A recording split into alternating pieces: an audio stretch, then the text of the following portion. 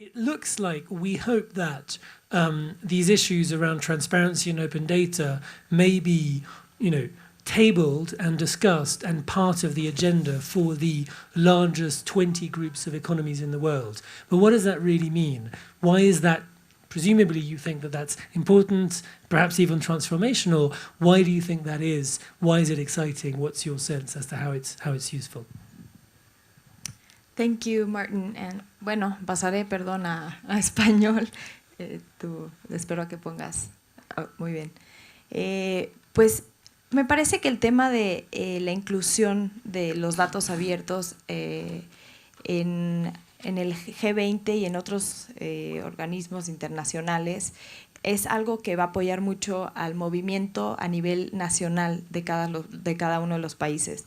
Nosotros que estamos trabajando desde el gobierno para impulsar este tema, sabemos que no estamos empezando desde cero, digamos, no estamos inventando el hilo negro, y es importante ligar con estándares internacionales, no solo porque ya se ha avanzado mucho al respecto, sino porque también el tema de los datos abiertos y la interoperabilidad de esos datos requiere de este tipo de estandarizaciones.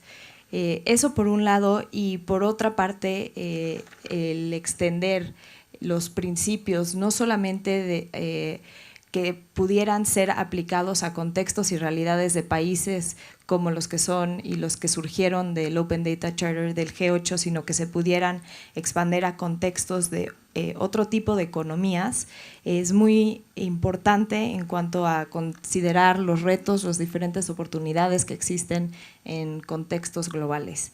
Yo creo que con eso le pasaría la palabra a Isaac para platicar un poco sobre cómo hemos estado coordinando esto a nivel internacional y por qué esto ha sido importante para el contexto incluso nacional en México. Muchas gracias. Thank you very much, Martin, for introducing us. Gracias. Buenos días a todos. Es una pregunta fundamental de dónde ha venido y hacia dónde creemos que puede ir la incorporación de datos abiertos en la agenda de política exterior, en la agenda internacional y en particular de foros como el G20. Y aquí voy a tomar unos minutos para señalar las características distintas que tiene esta nueva forma de hacer multilateralismo, no al estilo tradicional, es decir, no al estilo de los Founding Fathers de las Naciones Unidas y de la Sociedad de Naciones, sino en lo que pues, algunos han calificado como la diplomacia de grupo, la diplomacia de nicho.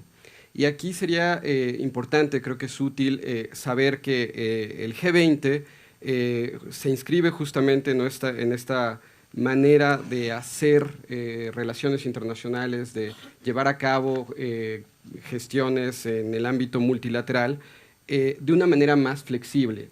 Se trata de espacios, de foros temáticamente acotados, en donde participan también un grupo limitado de países y que tratan, por lo tanto, de orientar sus decisiones para destrabar ciertas agendas o ciertos elementos que en los foros tradicionales, en los foros internacionales más grandes y con procesos de decisión muy claramente definidos, como son las Naciones Unidas y el sistema de Naciones Unidas, están, digámoslo así, detenidos.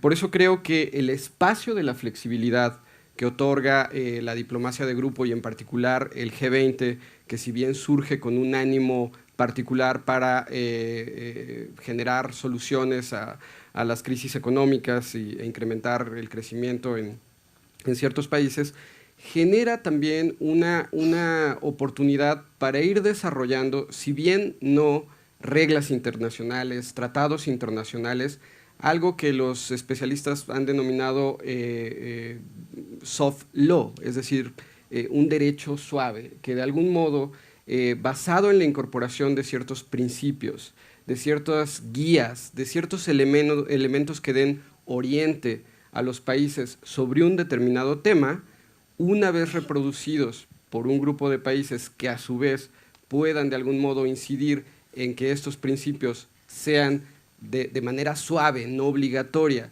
adquiridos, entonces terminen siendo realmente normas, instituciones o prácticas convenciones de todo el sistema internacional. Y esta creo que es la fórmula que estamos observando desde el ámbito gubernamental, que puede ayudar a consolidar un tema como datos abiertos.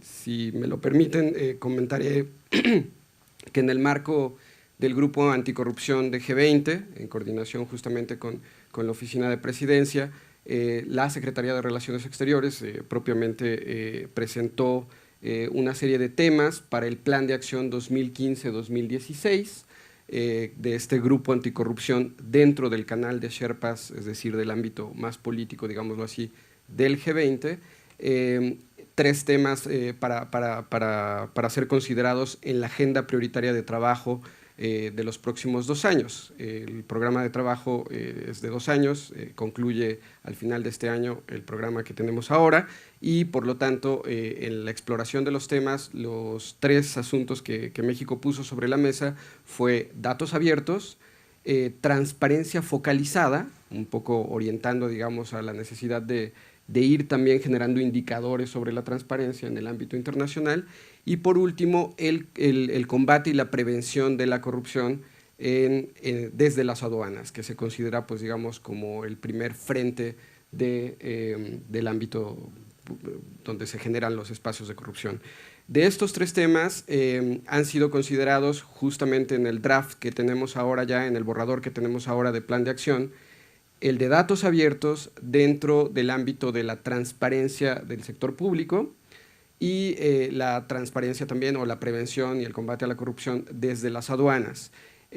Por lo que se refiere a transparencia focalizada, dado que el borrador del programa incorpora ya una focalización de temas para sector privado, sector público, etcétera, entonces se consideró que es un tema, digámoslo así, transversal.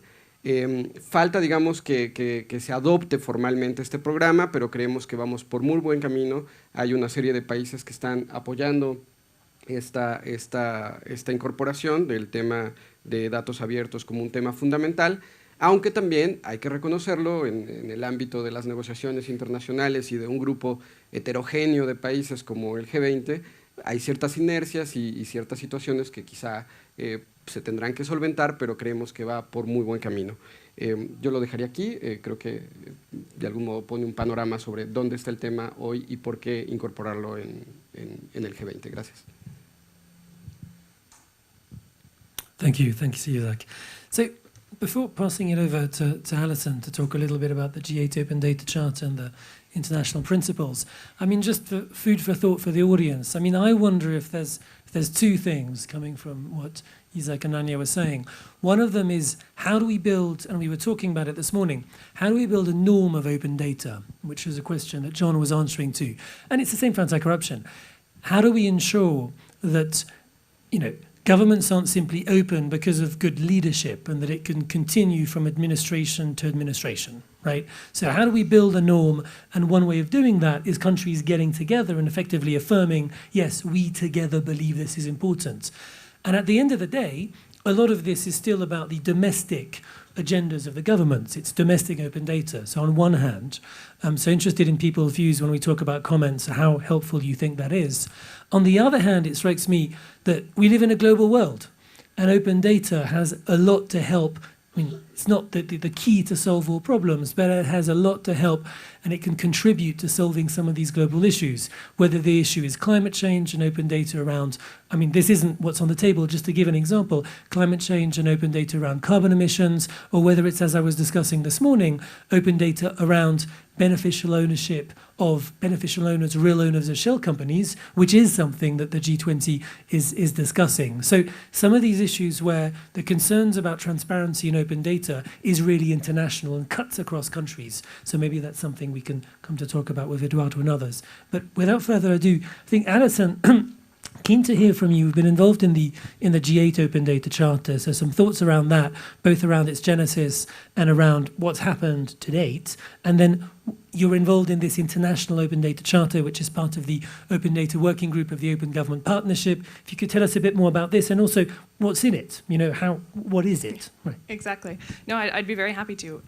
I guess starting out then, we go back to 2013 with the G8 Open Data Charter, which was a charter that was created by the G8 and signed by all G8 leaders, and set out a set of 5 key principles that effectively attempted to define open data and to define how the governments saw their own commitment to open data. So what were the core values, the core principles that they felt had to be incorporated as part of their work towards making data open.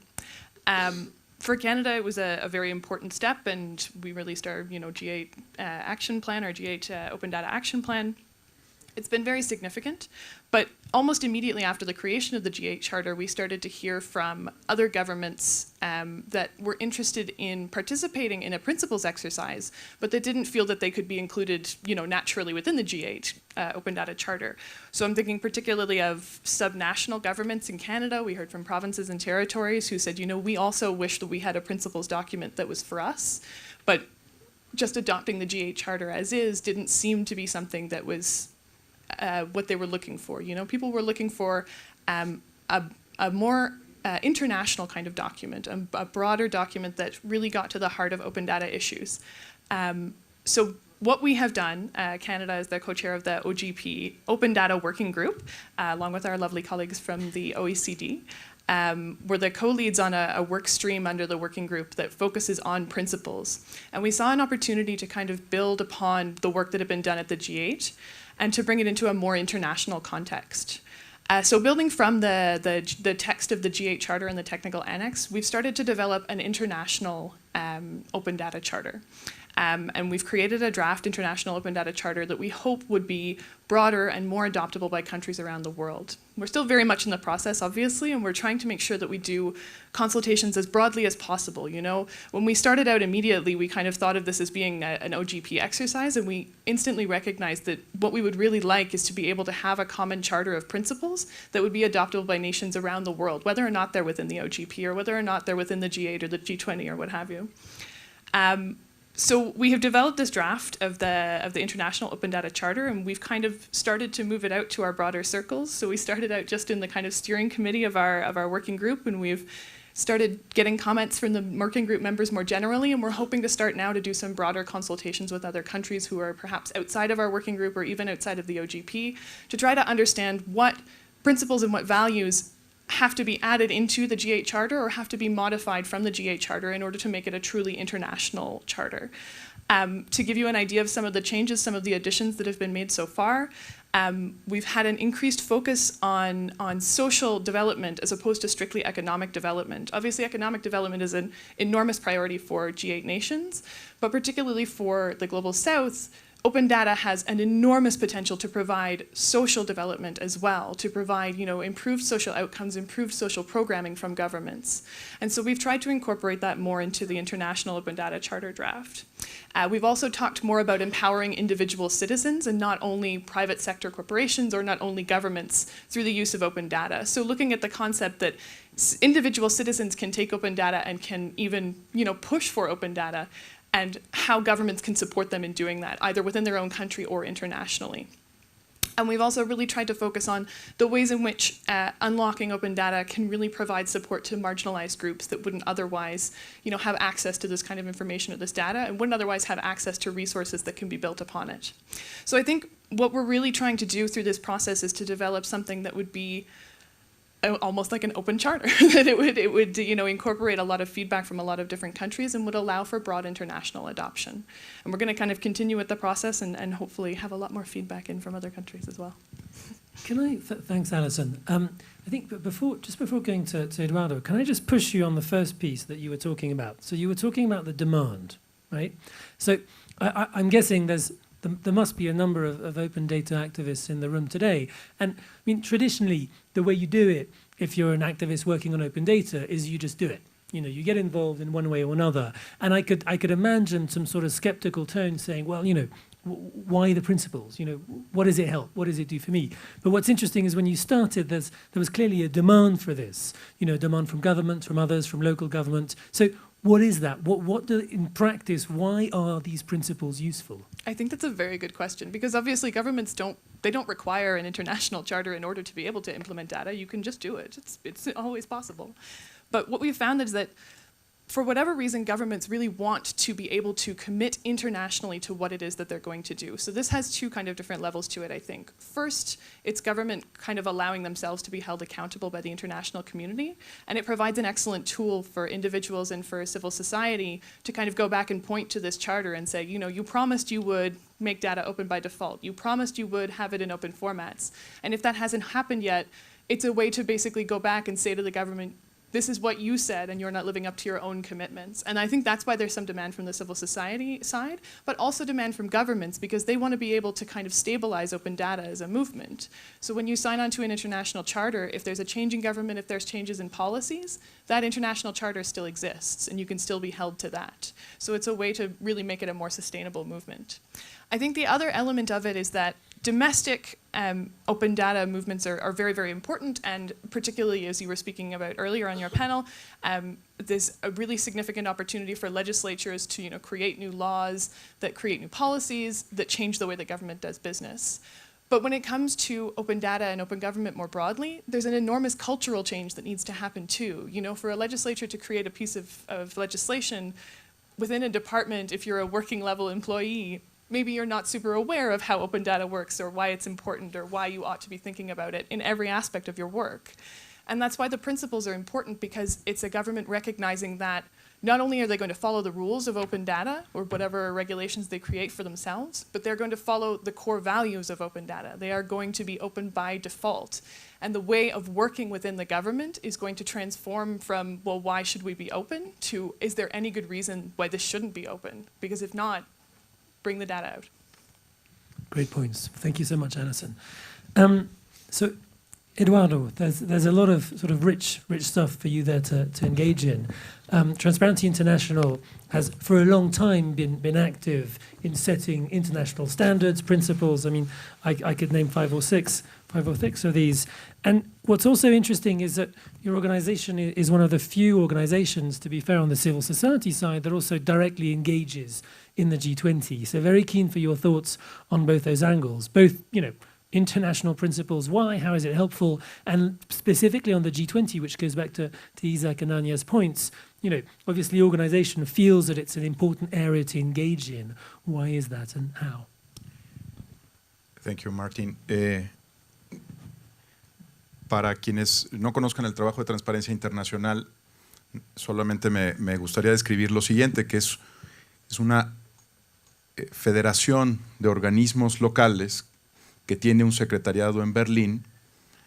Fue lo más moderno en la arquitectura de las organizaciones de la sociedad civil cuando se echó a andar, tú lo recordabas hace un momento, Martin, en 1993, y partía del siguiente principio, que la innovación estaba en los países, no en las burocracias centrales, y que las burocracias centrales, el secretariado, lo que tenían que hacer era articular las necesidades de los países y aprovechar la innovación que venía de muchos de ellos. Hoy somos más de 100 unidades de país en el movimiento de Transparencia Internacional, y tal vez por ello nos resulta evidente que el foro natural para discutir muchos de estos temas sea este grupo, no necesariamente multilateral. Yo aprecio mucho que de manera diplomática y muy bien dicha Isaac lo planteara, no solo acercarnos al sistema multilateral y a otros organismos que por su naturaleza, bien lo sabemos ahora con el post-2015, se mueven a un ritmo más lento, sino aprovechar lo que era la estructura global más fresca y más innovadora, que fue la ampliación del G8 al G20, y en el cual países como México tienen cabida por el tamaño de su economía y por su compromiso con un liderazgo internacional en estos temas. Fue muy natural movernos al G20. Era la acción correcta para hacerlo. Ahora, no fue sencilla. La estructura, aún siendo innovadora, la estructura de G20 era una estructura estrictamente gubernamental, y como señalas, Martín, hubo que hacer mucho y buen cabildeo internacional para que la estructura fuera dando espacios a ciertas discusiones, entre ellas la de anticorrupción. La razón por la cual se crea un comité anticorrupción es porque la sociedad civil global, no solamente Transparencia Internacional, sino otros actores que nos han acompañado en esta tarea, presionamos para que se pudiera instalar un comité, dado que uno de los obstáculos al desarrollo económico y también al social, Alison, de nuestros países, pues sigue siendo la presencia de corrupción. No ha sido un tránsito, insisto, sencillo.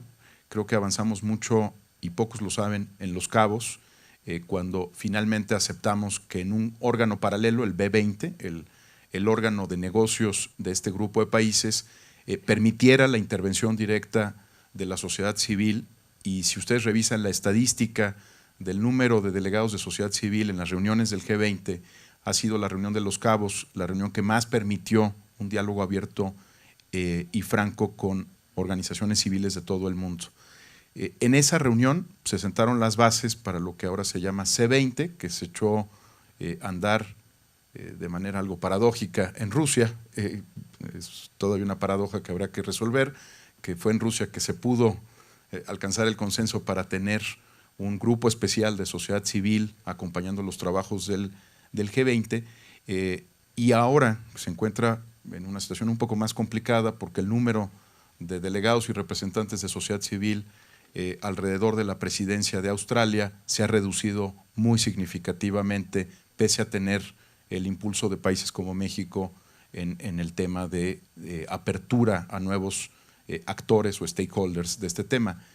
Para conectarlo con los datos abiertos, y por qué importa sobremanera, la agenda de anticorrupción es una agenda políticamente muy sensible a nivel global. Es la razón por la cual, decía Isaac con toda razón, que se ha circunscrito un tema pues, de frontera y de aduanas. Es difícil decirle a otro país que está afectado por corrupción, aunque todos estamos afectados por ella, y la idea de tener una agenda mucho más innovadora en términos de la apertura de datos, de alguna manera resuelve la lengua franca, si me permiten la expresión, pues la posibilidad de hablar todos el mismo lenguaje, porque afortunadamente en términos de datos y de bases de datos, pues todos tenemos el mismo lenguaje universal. En términos de escándalos de corrupción, no, cada uno tiene su propio problema, pero en términos de los flujos de información es posible. Y tú lo decías, Martín, hace un momento, y creo que hay que recordarlo, posibilita que una buena parte de la población del mundo, porque alrededor del G20 está concentrada buena parte de la población del planeta, pero también una buena parte de las economías del planeta, el 60% de las economías del mundo, de la actividad comercial del mundo, esté matizada por la presencia de este estándar. Y un último comentario sobre los estándares, y también Isaac creo que lo dejaba muy claro. Crear reglas globales es inmensamente difícil. Creo que todos los que trabajamos en la agenda de derechos humanos o de desarrollo sabemos que pasar una iniciativa, una moción, por ejemplo México presentó la semana pasada una moción sobre bullying al Pleno de la Asamblea General de Naciones Unidas, pues siempre corre el riesgo de que alguien del G77 o alguien de alguna corriente de opinión, por algún motivo muy particular de su agenda, bloquee estos temas, ¿no? Por eso tenemos que empezar a trabajar con estándares, y creo que se ha dicho ya en el panel, pero creo que es importante recordarlo, porque los estándares son primero de cumplimiento voluntario, segundo van generando consensos alrededor de ciertos temas, y no son reglas que se aprobaron en alguna gran convención internacional, pero que cuando uno regresa a casa difícilmente se ven traducidas en compromisos concretos. Sé que nuestro país ha dado una batalla muy grande para que el control de convencionalidad, para que los instrumentos de las convenciones internacionales se vuelvan una realidad de exigencia en nuestro marco jurídico de derechos humanos. Pero aún teniendo esa reforma en materia de derechos humanos, tenemos que pensar más en instituciones de regulación suave, de regulación más inteligente, mucho más sencilla, porque si nos esperamos, como alguien preguntó en el panel anterior, a que esto se vuelva ley, probablemente para el año 2050 estaremos, ya no nosotros, sino otros, discutiendo cuál fue la última razón por la cual no se pudo aprobar un marco legal internacional en estos temas. ¿Es el camino correcto? Es difícil, no quiero decirles que es un camino sencillo, tampoco desde la sociedad civil, ya lo ha dicho Alison para el caso del gobierno canadiense y para el caso del gobierno mexicano, pero sí es un camino en donde vamos generando consensos sobre temas importantes que además se retroalimentan con la experiencia directa de los países. Gracias, Martín. Thanks, Eduardo. Your point about the standards made me remember something which may be helpful or not, you tell me. I tend to think that the analogy with human rights is helpful in this case. So when you think of standard setting, the Universal Declaration on Human Rights in the aftermath of the Second World War was a huge success. But why was it a huge success? It doesn't mean that every single one of the 196 countries in the world today respects human rights. But I would argue that every single one of these 196 countries, even those that abuse human rights, are forced to defend why they abuse it, and many of them who abuse human rights pretend that they don't and would say that they're respectful.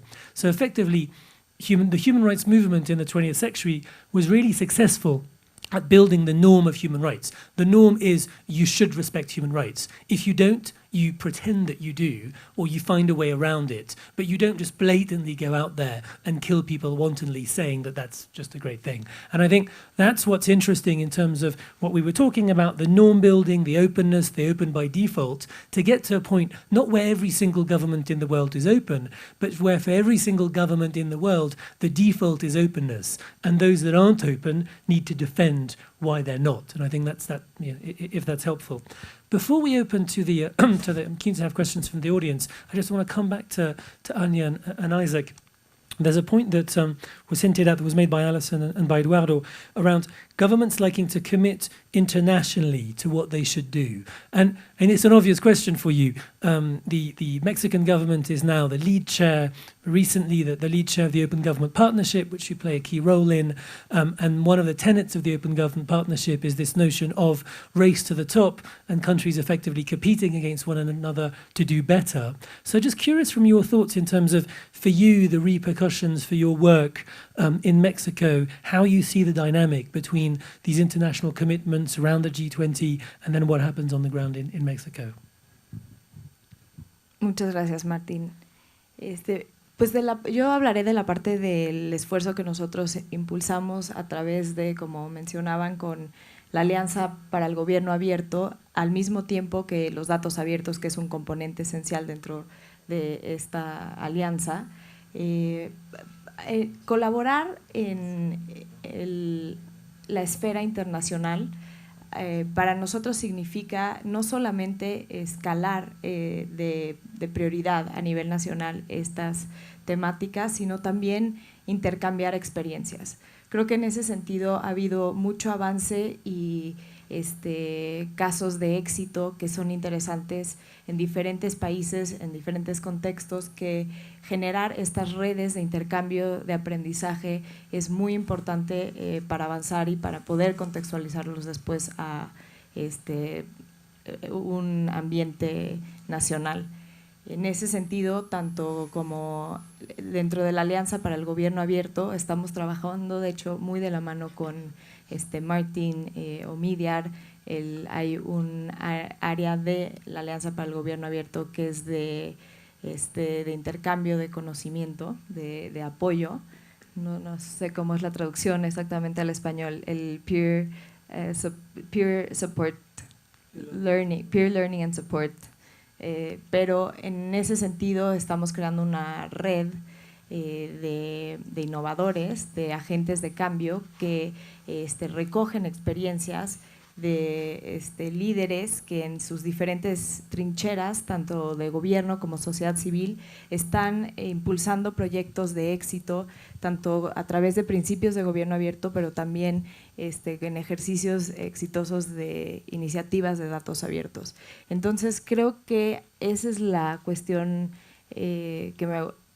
para resaltar en términos de por qué es importante a nivel internacional generar este tipo de alianzas y al mismo tiempo también para fortalecer el avance de estos temas a nivel regional, para estrechar alianzas distintas. Estamos armando diferentes esfuerzos también a liderar esta alianza para el gobierno abierto alrededor de cooperación sur-sur, por ejemplo, con diferentes países.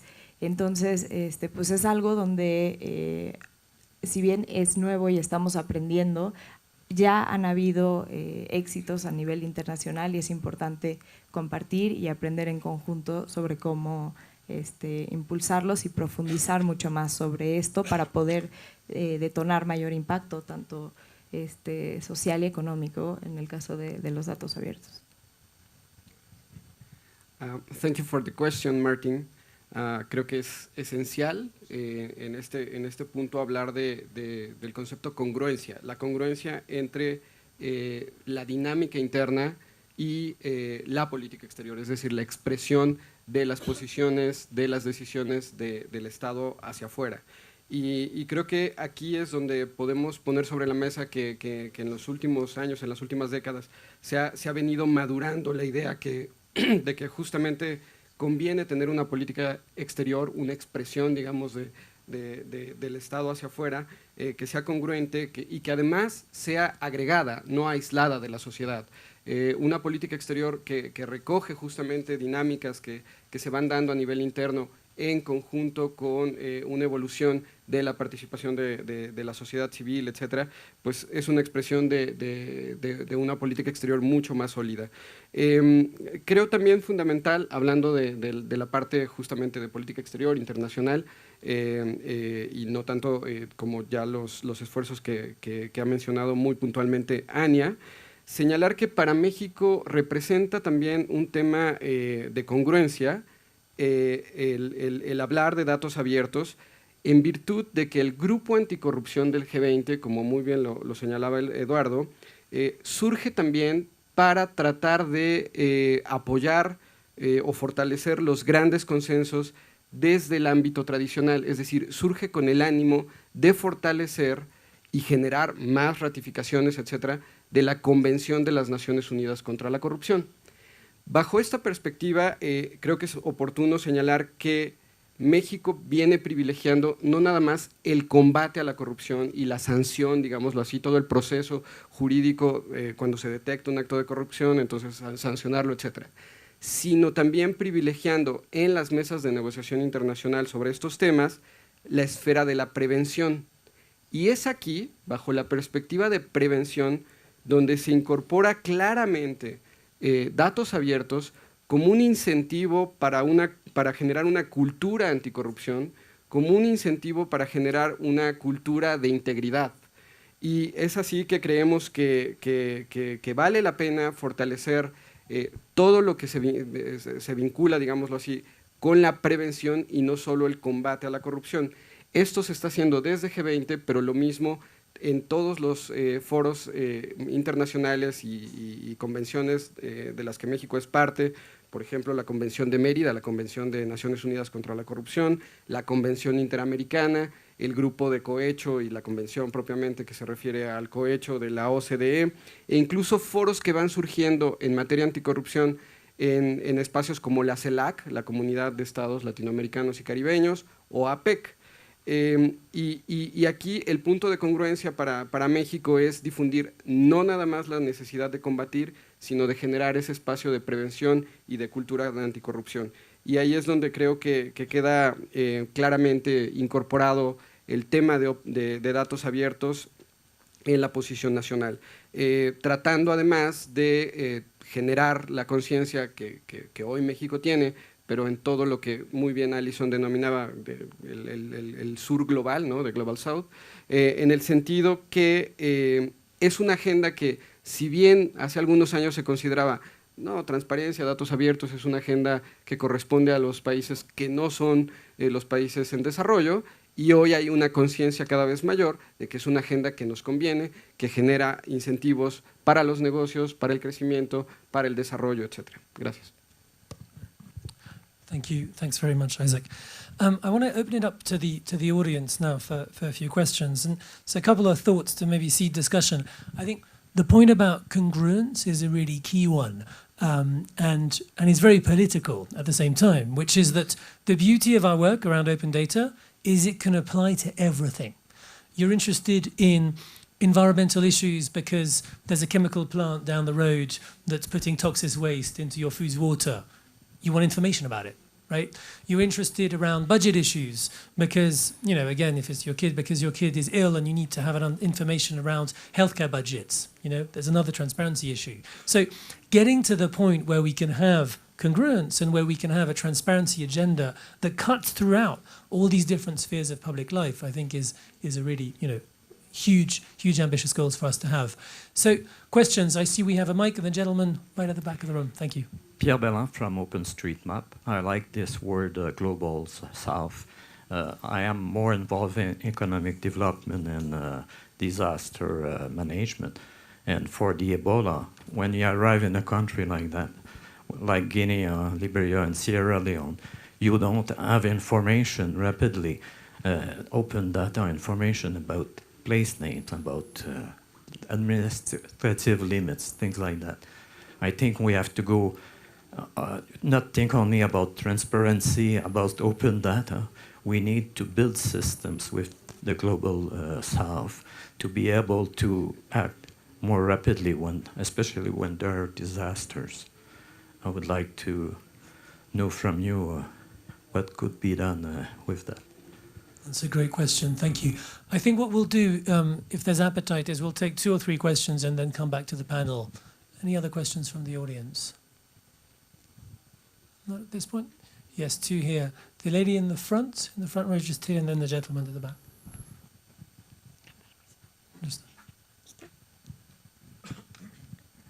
Hola, soy Florencia de La Nación Argentina, un periódico nacional, y quería saber cuando se refieren a Global South Open Data, si me pueden ampliar más precisiones sobre el tema. Transparencia Global South. Me imagino que es África y Latinoamérica, pero me gustaría saber más, qué cosas hay escritas, quiénes son los expertos, a dónde mirar. Wonderful. The gentleman just behind.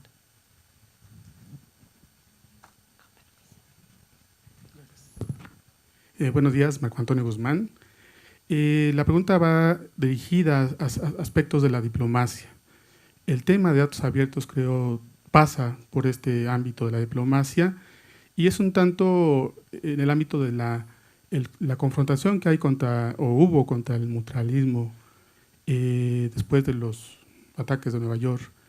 Y estas notas diplomáticas que dan a conocer sobre aspectos sensibles en Estados Unidos abren estos temas quizás con mayor prontitud.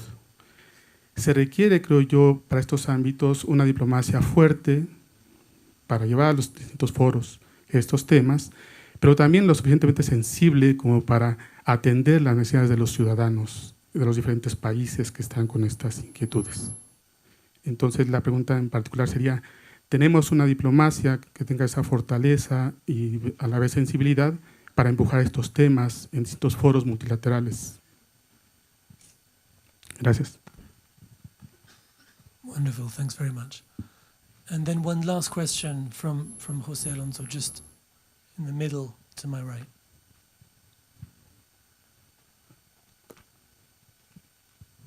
Gracias. José Alonso de la Web Foundation. Quería retomar un tema que comentó Martin al principio sobre la generación de una norma que consiguiera que las políticas de datos abiertos superaran la vida de un gobierno. Nosotros en algunos proyectos hemos intentado trabajar, por ejemplo, con parlamentos, hemos intentado trabajar con diferentes instituciones que bien o son parte del gobierno o están enlazadas al gobierno, pero me gustaría oír del panel qué tácticas, aparte de trabajos a nivel internacional, como el que se está debatiendo en esta sesión, creen que pueden ser exitosas en conseguir que todos estos esfuerzos que hacemos para que si Open by Default y todas estas cosas en las que empleamos muchísimo tiempo, no venga un cambio de gobierno, un nuevo presidente, un diferente partido político y acabe con todo el esfuerzo que hemos tenido durante varios años. Gracias. Wonderful, thanks very much. So what I suggest we do now is we go back to the panel with quick responses, and then if we have time, once more back to the audience. So very quickly, we had four questions. Pierre's question around Ebola and building the systems to work with the Global South. We had a related question around the Global South from Florence. What do we mean when we talk about transparency in the Global South? Forgive me if I mischaracterize. And then Marc Antonio talking about strong and sensitive diplomacy around these issues. Do we have it? How do we have it? What does that mean? And then the last point from a question by Josema Alonso talking about going beyond the lifespan of individual governments. What are the tactics? How do we do it? There's the international piece. What else? Is it open by default? What has worked? Who'd like to start? I'll name names. Alison. Oh, yeah, sure. Thank you very much. I'm going to try to respond to all of the questions. I'm sure that there are others on the panel who will have more expertise in some of these subject areas than I do, so I will defer to them. In terms of the first couple of questions, in terms of how we define kind of the Global South and how we understand the ways in which we can support the open data movement. I mean, to my mind, the concept of the Global South and of developing countries, most particularly from the perspective of Canada, is to think about countries in which, open data might not be a priority, because open data is something that seems so ephemeral. It seems so, not something you can touch and not something you can hold on to. It doesn't immediately bring food to your house, so it's hard to see it as a priority in some places.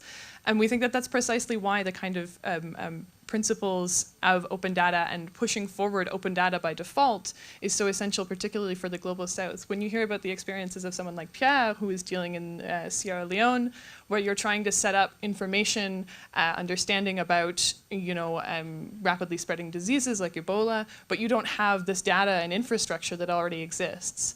And this is precisely why we think it's so important to support open by default, because opening up data allows you to solve problems before they begin, or to find the solutions before you find the problems. And when you think about something like Ebola and mapping that and tracking it, to have the data already available and already open would be essential to be able to build solutions quickly. And that's precisely why we think it's something that needs to be kind of supported so much internationally, and not only in places like the G8 or the G20. In terms of how to support that, and I guess this goes more to Josema's question about what kind of successful initiatives, I think that particularly from Anya and Martin, your perspective, through the OGP, through the peer learning and support, we've seen that very much just having countries that are already quite advanced in open data speak about their own experiences is an enormous help. If you talk to a government that already has an open data portal developed, understanding what technology went into it, what challenges were faced, how to overcome them, we don't want to be relearning the lessons of open data over and over again. It makes much more sense to take those who are already advanced and to allow them to share their experiences and share their understanding, and to face challenges before you kind of see them appear.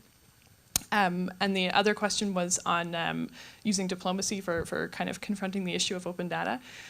I'll defer this one probably to our colleagues from the foreign ministry here in Mexico, but I think generally speaking, I was talking to someone the other day about how open data, and particularly in the principles aspect, presents an enormous opportunity, because open data is something that is, there's nothing bad about open data. Like, you want to be open, all governments want to be able to say that they're open, want to be able to say that they are connected with their citizens. And the only questions become down to, what standards are we using, and what formats, and what technologies, and how much do we invest in it. Because it's such a kind of a common issue, and an issue that all governments want to be seen to be advanced on, I think that the principles give us a lot of opportunity to bring governments in and to commit them to the goals that they need to achieve, and then to allow individuals in civil society to push governments to make the concrete steps to actually realize those goals.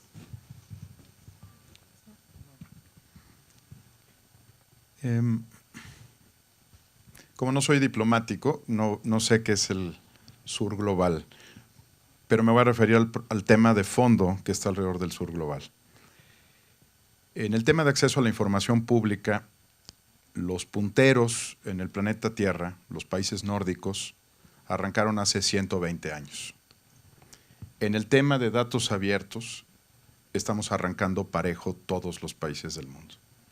Esta es una preocupación compartida por todos aquellos que crean en el desarrollo, en la innovación tecnológica y en el crecimiento económico. creo que es una responsabilidad distinta la que estamos tomando países, no solo como México, Argentina, Brasil y otros en este tema, y en el seno del G20 en particular, porque ya no vamos a poder hablar del excepcionalismo cultural de nuestros países, y que esta era parte de la tradición nórdica, y que en los años 70 se aprobó una ley en Estados Unidos, y que a lo mejor algún otro país se ha sumado por ser progresista como Canadá, sino que es un tema en el que tenemos que movernos parejo, tenemos que salir todos juntos para que tenga sentido global y pueda atender a las preocupaciones que se han planteado sobre la parte de desastres naturales o la parte humanitaria o cualquier otra que sea la agenda.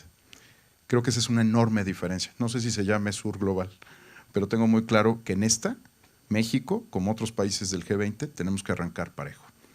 Un segundo comentario tiene que ver con el tema, y espero, como siempre nos sentimos dueños, sociedad civil y gobierno de los compromisos de OGP, de la Alianza por el Gobierno Abierto, espero no cometer una imprudencia si revelo algo que está ya a punto de hacerse público, que tiene que ver con el tema de recuperación ante desastres naturales, que lamentablemente, por las razones que sean, el cambio climático o la poca capacidad de algunos gobiernos locales para establecer políticas de protección civil, afecta y daña duramente a mi país. Lo que hemos descubierto al tratar de transparentar la ayuda que brinda el Fondo Nacional de Desastres a cada uno de los municipios y estados de la República cuando están afectados por un desastre, es que en realidad la información está organizada de tal forma que no puede ser útil de manera sistémica. Hay algunos que tienen, de verdad, y hay aquí funcionarios de gobiernos estatales y municipales que tienen la tarea de llenar formatos a mano para estos asuntos. Esos formatos a mano se le mandan a alguien habiendo computadoras, no estoy diciendo en inexistencia de tecnología, porque la tarea es llenar el formato, subirlo al superior jerárquico, el superior jerárquico se lo sube a otro superior jerárquico, y cuando termina esta pirámide de construcción de información, descubrimos que no está en datos abiertos la información y que por lo tanto procesar la base de datos, como decíamos en el panel anterior, es recuperar la versión, y voy a decirlo como lo decimos en la jerga mexicana, la versión escaneada del documento que alguien capturó a mano para una base de datos, que como otro no confía, entonces tiene que levantar nuevamente, toma el teléfono, le llama al local, le dice, oye, este dato está bien. Ese galimatías de información solo puede resolverse cuando hay un estándar compartido a nivel internacional, por supuesto, que es nuestra preocupación aquí, pero sobre todo dentro del país. Las mejores plataformas para rastrear la reconstrucción, por poner este ejemplo, la reconstrucción de nuestros países en desastres naturales pasan por tener, cuando menos, y yo no sé si los conozcan, voy a hablar del G8, pero los 5 principios que a lo mejor los damos por sentado en este panel, que el Open Data sea por default, es decir, todo es en Open Data, salvo que se demuestre la necesidad de hacer lo contrario. Segundo, que es tan importante la cantidad de información disponible como su calidad. Tercero, que tiene que ser reutilizable por cualquiera. Esta no es información para el gobierno. Cuarto, que tiene una intención esta política de datos abiertos y este estándar de datos abiertos, que es liberar información o data para que pueda haber una mejor gobernanza social. Si no lo hacemos solo por principio, lo hacemos porque queremos una mejor gobernanza. Y el quinto principio, que tiene que ver con liberar esa data para fortalecer o potenciar la innovación técnica en un país. Esta es la primera parte de nuestro estándar y se irá enriqueciendo seguramente. Pero piensen ustedes en la cantidad de historias que va a cambiar el hecho de que en lugar de que tengamos una enorme burocracia de 3,5 millones de personas trabajando para hacer documentos que no pueden leerse entre sí y que tienen que ser escaneados cuando hay apuro y urgencia de salvar la vida de las personas, no solo en el ébola. Imagínense la enorme diferencia de tener un estándar y poder apelar a él. Thank you, Martin. Thanks very much. The last words will go to Isaac and Anya. We have 2 minutes before we need to end the session. Gracias. En torno al sur global, creo que voy a hacer un eco aquí con lo que dijo Eduardo no en términos internacionales, sino qué impacta esto, qué implica esto en los contextos de países en desarrollo. Y lo que creo que compartimos como países en ese sentido que están impulsando principios e iniciativas de datos abiertos, es que también tenemos otros desafíos que tenemos que avanzar rápidamente, como cómo abrir en poblaciones donde aún existen grandes brechas de acceso, de conexión, qué implica y cómo podemos hacer útiles los datos abiertos que no solamente tengan un impacto a las comunidades que ya están altamente conectadas, a desarrolladores que tienen capacidades, que están desarrollando e innovando, incluso a nivel internacional sobre los proyectos que están haciendo, sino cómo también los datos abiertos pueden llegar a tener un impacto, por ejemplo, en agricultores que no necesariamente tienen que ser o entender que la información que les está llegando quizá por un SMS, donde aquí sí es relevante por la penetración móvil que existen en los países del sur global. Entonces me parece que colaborar en estos contextos es muy distinto a cómo lo podrían implementar, por ejemplo, países del G8. En ese sentido, creo que estos estándares internacionales deben de ir más allá de los datos abiertos y solamente los estándares técnicos y normativos para que los datos abiertos sean abiertos por default y los principios que mencionaba Eduardo, sino profundizar más allá de cómo esto al mismo tiempo nos puede ayudar a avanzar significativamente en los otros retos que tenemos como países. En torno a la pregunta de construir sistemas para poder actuar rápidamente y liberar datos abiertos, me parece excelente idea. Creo que aquí trata sobre no solo estándares, sino también protocolos que están enfocados en ciertas temáticas. Por ejemplo, no solamente en el caso de desastres naturales, nosotros también en temas de migración, justamente con Canadá y Estados Unidos estamos colaborando, nuestra Secretaría de Comunicación y Transportes, creando sistemas donde se pueda compartir información a través de fronteras sobre la migración. Y en el caso de desastres naturales, un caso que a nosotros ha sido muy exitoso para mostrar el impacto de los datos abiertos sucedió con Conagua, nuestro instituto que una vez y se relaciona con los desastres naturales, puesto que los fenómenos hidrometeorológicos implican, una vez que hay una alerta, pues varias acciones y pasos y procesos a seguir en cómo poder alertar a la población de manera más oportuna.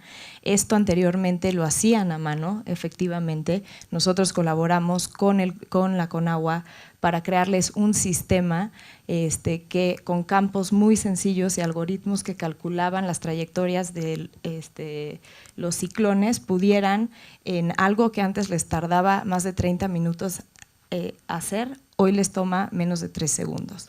Entonces esto es gracias a un estándar internacional, el CAP, se llama Common Alerting Protocol, y aquí es donde me parece que deberíamos de profundizar más para poder liberar datos de manera mucho más oportuna y práctica, no solamente dentro de países, sino que se pueda intercambiar internacionalmente. Sobre la pregunta de Josema, me parece muy rápidamente lo que iba a agregar de la parte de normas y digamos el marco jurídico, no solamente acuerdos a nivel internacional, sino normas también y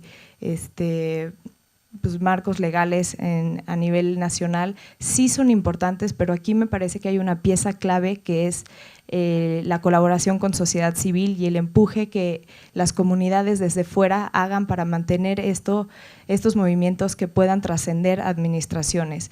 Y en ese sentido, lo que sí se puede hacer dentro del gobierno para fortalecer esta colaboración con la sociedad civil es institucionalizar estos mecanismos de colaboración para que más allá de estas administraciones, esa interlocución siga siendo algo que existe y que empuja para que esto siga siendo permanente.